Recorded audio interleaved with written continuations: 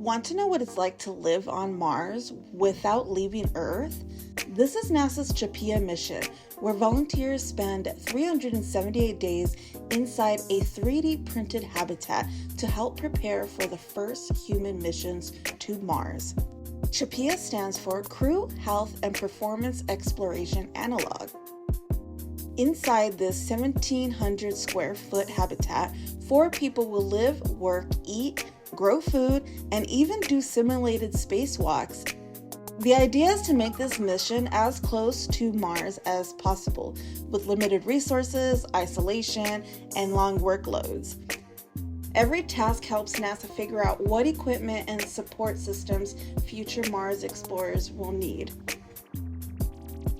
And lucky for this crew, there's more than one bathroom in this habitat. And we had to take a bathroom selfie. And exercise is crucial in space and in analogs like this. The crew will work out daily to counter the effects of low gravity on muscle and bone. And NASA will track how isolation impacts both physical and mental health over the year. From food to mental health to infrastructure, every data point collected here informs NASA's future missions.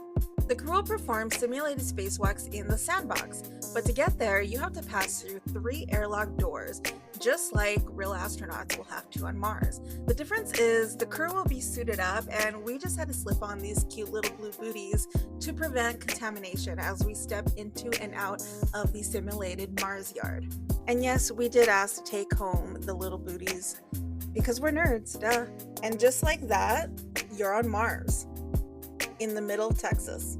Here they'll perform simulated spacewalks, practice collecting samples, and train for the kind of hands-on work astronauts will need to do once they step on the red planet.